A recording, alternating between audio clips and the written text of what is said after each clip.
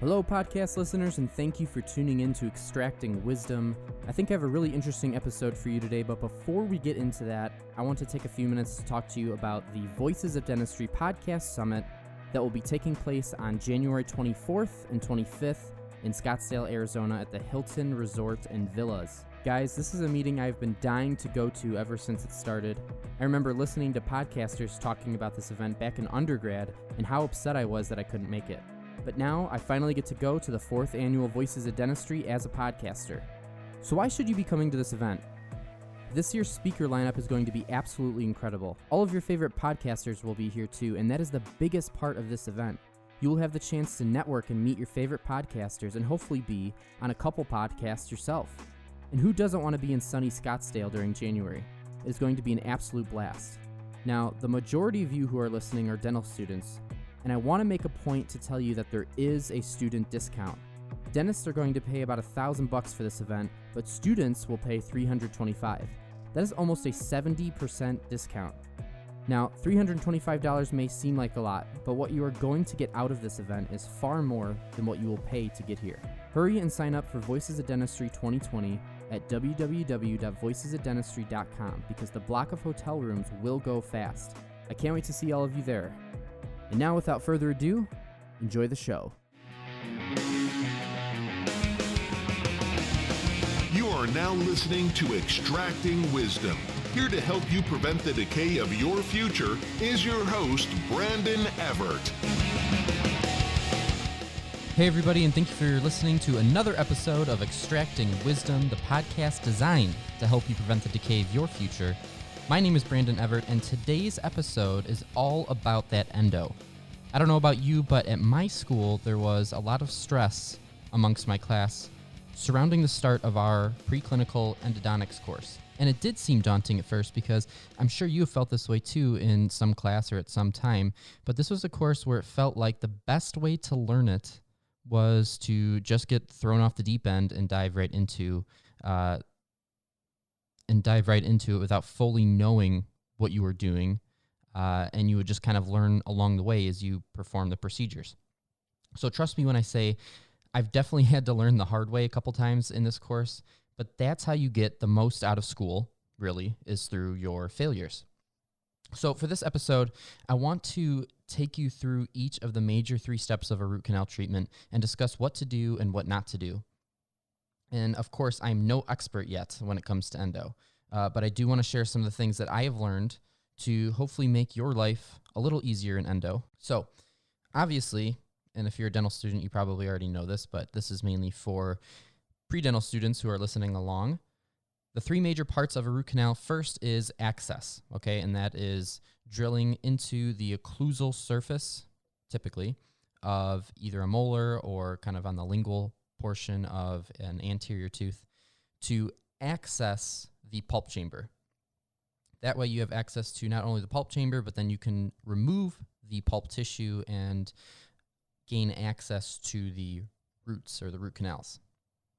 The second part is canal cleaning and shaping. So this is where you're going to use all of your hand files to put into the canal to taper it and clean away any diseased dentin that is still in the canal. And then not only are you mechanically doing this with files or rotary instruments, but you're also irrigating with sodium hypochlorite or bleach, which has an antimicrobial effect to it.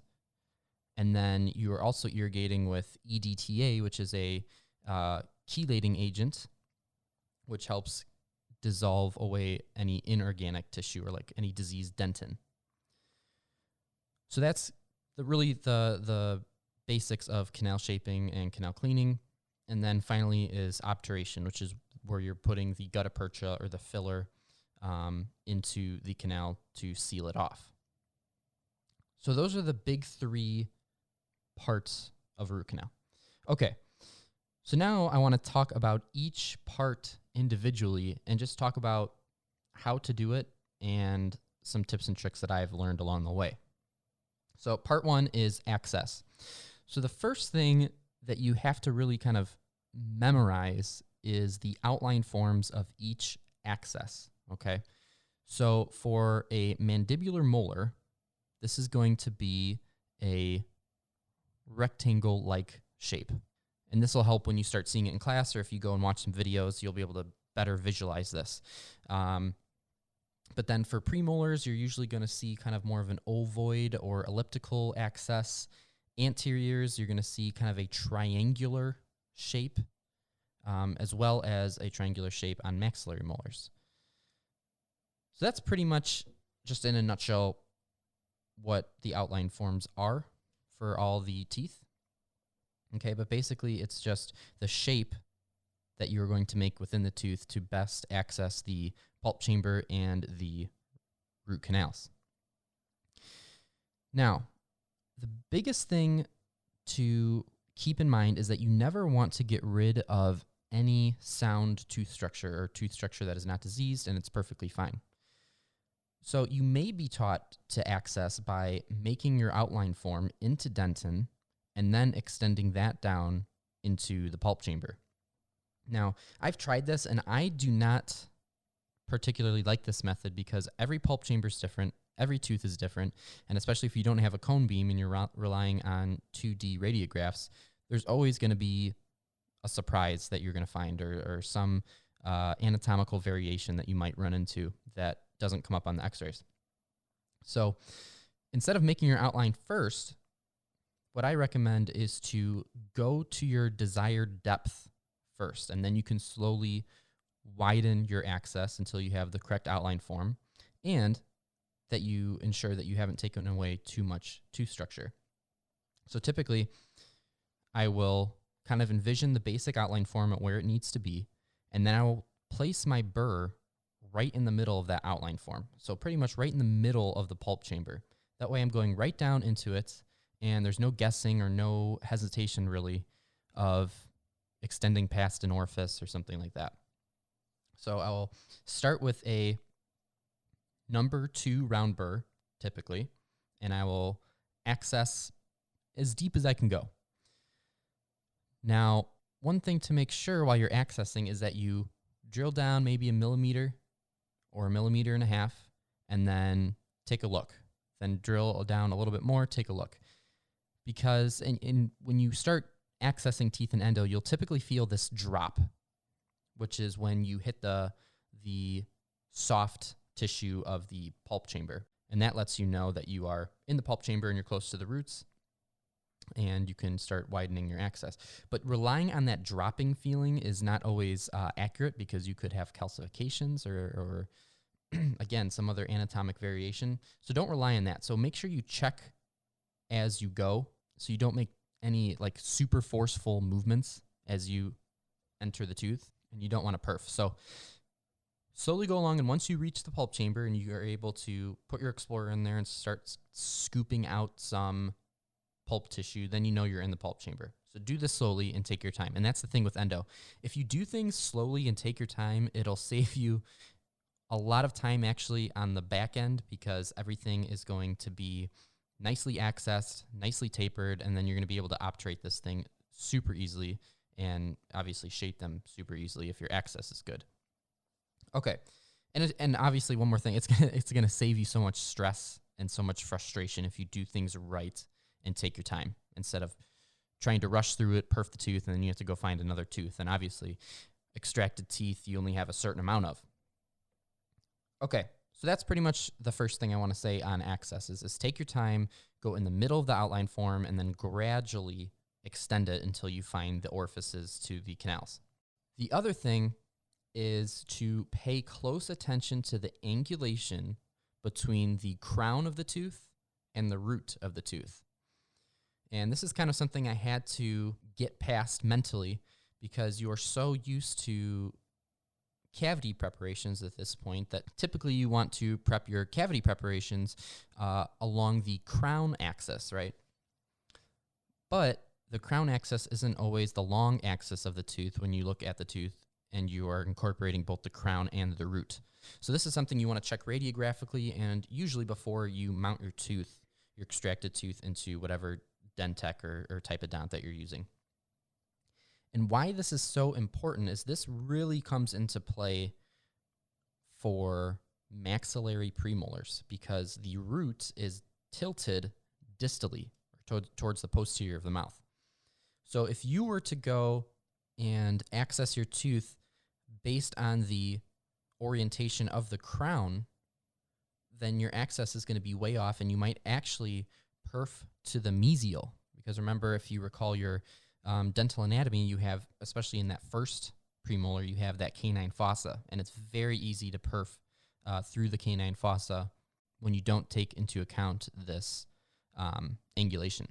Okay, so that's another thing to pay attention to. So how do we get around this? First of all, when you're accessing your tooth, the first thing is to hold your mirror over the tooth so you can see the occlusal view as you drill. Now, what this is going to help you to do is see the crown in relation to the root. Hopefully, you'll be able to see some of the CEJ as you drill and the way your tooth is mounted. So that way you can kind of get an idea of that angulation, and you can compensate for it while looking in that view. Another thing I really like to do, especially for those premolars, is to take a pencil and draw a line that kind of slants distally along the buccal surface of that tooth. And what that does is, again, when you're looking at the tooth from that view, or if you're now tilting it just a little bit buccally, you can kind of see your handpiece and your burr, but also you can see that buccal surface as well as the occlusal surface. So what you can do is align your burr along that distally slanted line to ensure that you're drilling into the tooth at a more distal orientation or distal angulation, which will help you prevent perfing to the mesial. Okay, hopefully that makes sense. That way, you're safe from perfing mesially. Okay, you still want to be conservative though, because you might go too distally before you realize that you've passed over the orifices and now you have an overextended access. So those are the two big things, okay? Outline form and angulation of the crown versus the root. Those are the two big things when you're accessing. So let's move on to canal shaping. And the biggest thing here is to take your time with your access. Typically, you will learn first how to clean and shape using hand files only, and you'll do the crown down and then the step back method to get that nice 4% taper. You will then hopefully move on to the rotary instruments that already have that 4% taper built into them.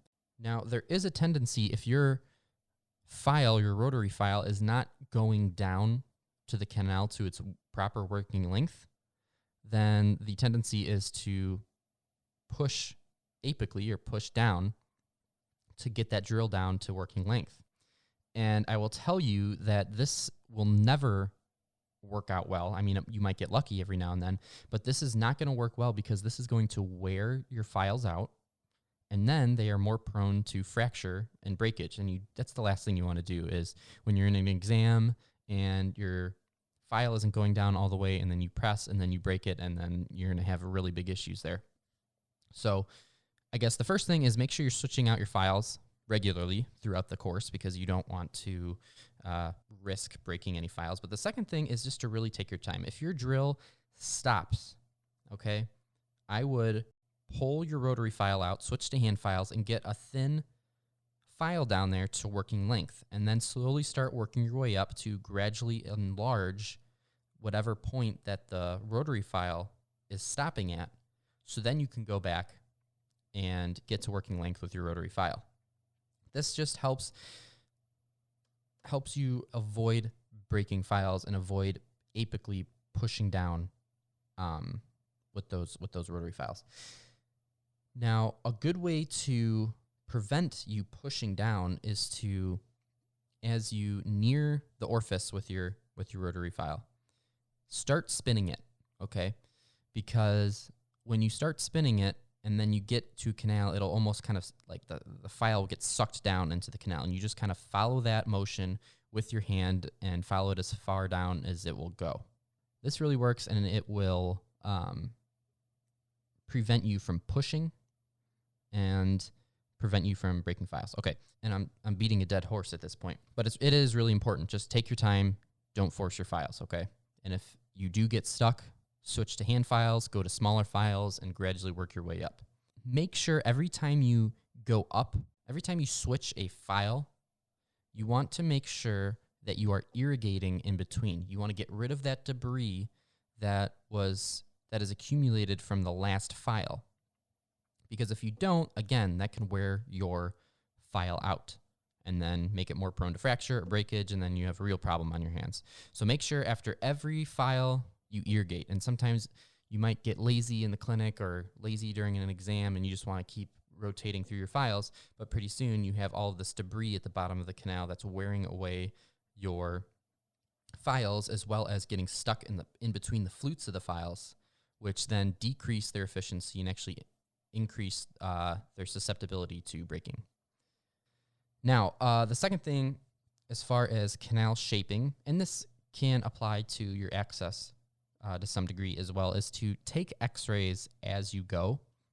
If you have a question about something, you're not understanding why your file isn't going all the way down, or if your file is indeed at working length, go ahead and take an x-ray. You shouldn't feel guilty, or there's nothing preventing you from not taking x-rays, basically.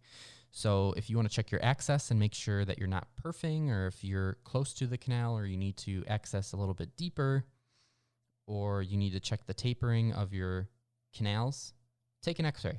There's no harm in that, and you're actually going to gain a lot of knowledge about your work, and this is going to help you improve. It's going to help you see what problems you need to fix, and it'll help you kind of identify some of the roadblocks that you're running into. So take x-rays as you go along and as you access and shape your canals. Now on to obturation. So this is probably the easiest part of the process, but also the most frustrating. Okay, so we know that obturation, we are putting gutta percha down the canal with sealer to seal off the canal and prevent any further bacterial infection. So here's the deal with gutta percha. Okay, when you have your gutta percha down to working length down the canal, you still have a lot of excess sticking up out of the tooth. Okay, so how do you get rid of this excess, and how do we compact this gutta percha down? We use a heated probe, pretty much, or a heated instrument to cut away the excess and compact or compress the gutta percha down towards the orifice to really seal off and give it a good seal. Now, it is so frustrating, especially when you're using a flame in the clinic, because as you heat up your instrument, it takes time, especially like for us as students, it takes time to transfer your instrument, your heated instrument, from the flame. Then you have to look in your mirror, orient yourself, then put the instrument where you need it to cut away the gutta percha. And all this time, your instrument is rapidly cooling off, and it is likely to stick to the gutta percha and not slice through it or sear through it. So then you end up pulling out the gutta percha from the canal. So how can we get around this is kind of the thing that I had to spend some time figuring out. And the first thing that I kind of discovered while watching some YouTube videos and just kind of self-experimenting is to use your burr to cut off the gross excess of gutta percha. If you use a high speed, you can just cut right through it. Then you're working with a lot shorter of a piece of gutta percha than something really large that could risk the instrument sticking to even more. So that's the first thing. And also one thing I had to learn the hard way, make sure that you put both cones of gutta percha down the canals before you start doing this. Don't do one at a time, because as you're working, you might get some debris down the other canal that's open without gutta percha, and then you can't get your second cone all the way down to working length. Okay, that's something I had to learn the hard way. So make sure both cones are in all the canals before you start working. Okay. Now, once you've cut off a large portion with the burr, then the compaction process should be a lot easier. And the one thing that I've kind of noticed is you just have to be confident with it and use some force to just really get through that gutta percha as you kind of slice it and use the side of your access to get through it. And that's probably the best way, because if you're too timid and you're trying to let the heat of the instrument do most of the work, that's not going to happen, and your gutta percha is going to stick. I was just sitting in an exam a couple weeks ago, and I went through I don't know how many cones because it just kept sticking and kept sticking, especially like when we're using the open flame. There are there's other equipment out there that are auto-heated instruments, which then you can just slice right through the gutta percha, no problem, no worries. But when you're working with a flame, again, that cooling off is a real doozy and can cause a lot of problems. Just kind of in summary, if you have a gross excess of cones sticking out of your orifice, cut that off with a high-speed burr. It makes it super easy. And then use your heated instrument with confidence, with a little bit of force to really get through that excess. Then you can compress your gutta percha apically down into the canal to give it a really nice seal. And then all you have to do after that is clean up the excess off the canal walls. And typically that's pretty easy. You can either use an Explorer just to kind of chip it off, or you can, again, use your heated instrument, but you will quickly find any undercuts or any pulp horns that you may have left behind during your access, because it'll kind of stick underneath that undercut. So again, this is why you need to have a good access with the correct taper or the correct angulation so they funnel down toward the orifices, so you can see the entire wall as it goes down to the canal orifice. And again, this is another great reason to take x-rays as you go along, because you will be able to catch those little mistakes and catch that pulp horn that you missed, so then you can go ahead and correct it. Okay, I've rambled on about endo enough for today. Hopefully that makes some sense. Okay, you have 3 parts. You have access, canal shaping, obturation, access. You need to make sure that you need to make sure you go down to depth first before you open up your outline form, because you don't want to remove sound tooth structure. And you really want to pay attention to your crown angulation versus your root angulation, and make sure that you are going down the long axis of the tooth and not the axis of the crown, because they're not always the same. Canal shaping, take your time, right? Don't force your files, take care of your files, replace them so you don't have any file breakage. And obturation, we just talked about this, but make sure you have a heated instrument, use it with confidence, don't wait too long, and remove any gross excess with high-speed burrs. If you do those things, I think you're going to learn a lot quicker. These are the things that I've had to learn the hard way, as I've said. So these are all things that I have failed on and worked on and improved on. Nobody's going to be perfect at endo right off the bat. There's a lot of things to learn, and really it is, as I said in the beginning, it really is a subject that you learn more by doing than by being taught. So get as many extracted teeth as you can from your oral surgeon. Okay, give multiple oral surgeons or multiple dentists a jar for them to collect extracted teeth for you, because the more practice teeth you have, the better, and the more confident you're going to be going into endo exams. So hopefully this was helpful to you guys that are listening, and hopefully this is a pretty nice little preclinical endo survival guide of some things to keep in mind to help you get better grades on your endo performance exams. So that's where I'm going to wrap it up here. If you want to be a guest host on the show, or have any questions, or have any ideas for future episodes, please go ahead and email me. My email will be in the show notes, but if you don't see the show notes, depending on what platform you're listening to, it is bevert.dental@gmail.com, or you can direct message me on Instagram at BrandonEvertDMD, and I'd love to hear from you. One more thing before we go, actually. I really wanted to talk about, I know you heard the ad for the Voices of Dentistry at the beginning of this episode. I just really want to play a quick clip from episode 209 of the Dentist Implants and Worms podcast, because it is hilarious. Dr. Moody, the host of that podcast, just got a new piece of equipment that I actually just picked up about a month ago. It is a mixer that is specifically designed for podcasting. But anyway, this is some of the fun that you can expect from Voices of Dentistry. And it is not going to be all serious and all dental. It is going to be just as much fun as it is focused on the field of dentistry. So let's take a quick listen. Over there at Implant Pathway. We're connected now. Let's check it out. It says we're connected. We have to Going next level down there.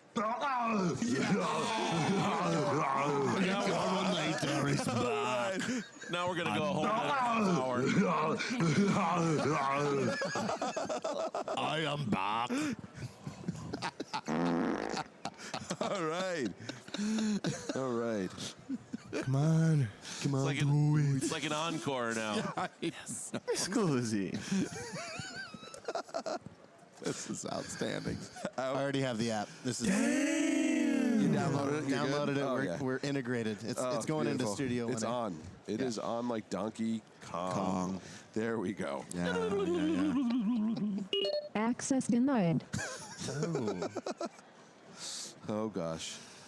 Oh, Scooby. Ruh-roh.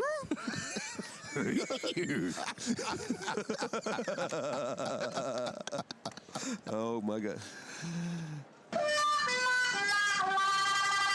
This is it's a little high. but there's nothing better than Bring him back. All right. Oh my gosh. From dentist. So that's just a little clip of their most recent episode. They're playing around with all the the new soundboards that they can integrate into the board. But it's going to be a lot of fun. The podcasts are going to be great. It's going to be so much fun to meet everybody that's going to be there and podcast with them and just talk dentistry, talk about something that we all know and love while having a great time doing it. Thank you so much for tuning into this episode, and I will talk to you in the next one. Take care.